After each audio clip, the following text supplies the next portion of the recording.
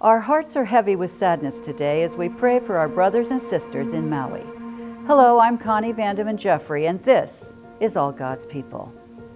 The devastating impact of the wildfire that destroyed Lahaina and swept through West Maui in Hawaii on Tuesday, August 8, is not yet fully known. At the time of this taping, 114 lives have been lost, with hundreds still missing. Pastor Erik VanDenburgh, president of the Hawaii Conference, wrote on August 9, "Members have lost homes and are displaced. Our church kitchen, parsonage, and part of the sanctuary are gone. We don't know the full extent of the losses on Maui. However, we know that our people are grieving deeply and their lives will be forever changed." Pastor Bradford Newton, president of the Pacific Union Conference, said that the Pacific Union is collaborating closely with the leaders and members of the Hawaii Conference. The work of healing and restoration from the Maui fire will be a long process that has only just begun. We join the people in Maui in mourning the loss of their loved ones. A specific fund has been initiated to collect donations to assist the Hawaii Conference in the wide scope of their response. The Pacific Union has already provided significant resources to this fund, and we will continue to support the members in Hawaii and Elder VanDenburgh and his team in every way we can during the long and difficult days ahead, Elder Newton said. We are expecting that there will be many immediate needs among our members, such as housing, food, and personal items. If you would like to help the Hawaii Conference respond, please donate to the Maui Fires Relief Fund.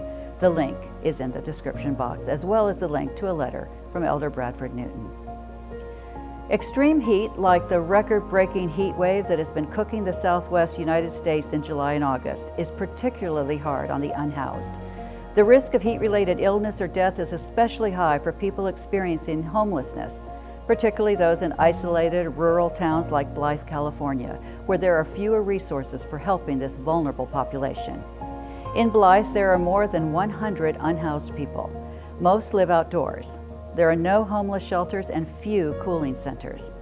Local resources are scarce, but townsfolk such as Joshua Lopez-Padilla, pastor of the Blythe Central Seventh-day Adventist Church, are doing what they can to help. In the remote desert community, Pastor Lopez-Padilla and volunteers from his congregation have been driving the streets, passing out food and water, sometimes ferrying people to their air-conditioned church. This summer, the Blythe Central Church has been opening its doors twice a month on Sundays as a cooling center for homeless people. The first week we did it, we had 15 people. The next week after that, we had 20 people, Pastor Lopez-Padilla said. The church is no stranger to helping people in their most vulnerable moments. In 2019, it sheltered asylum seekers from Central America who had been dropped off by immigration officials and had nowhere to go. Thank you, Pastor Lopez-Padilla and Blythe Church, for caring for the needs of the homeless in your community and for being the hands and feet of Jesus. There's a link to the LA Times article in the description box. With Labor Day weekend around the corner, summer is officially coming to an end. Our children and grandchildren are back in school, and we are trying to remain hopeful and optimistic about the future. With the hottest summer in recorded history and the deadliest wildfire in the United States in modern history, how do we remain hopeful? Hope gives us purpose and a reason to keep going. It sees beyond the obvious and pushes us forward when life gets rough. It's a crucial part of the human experience.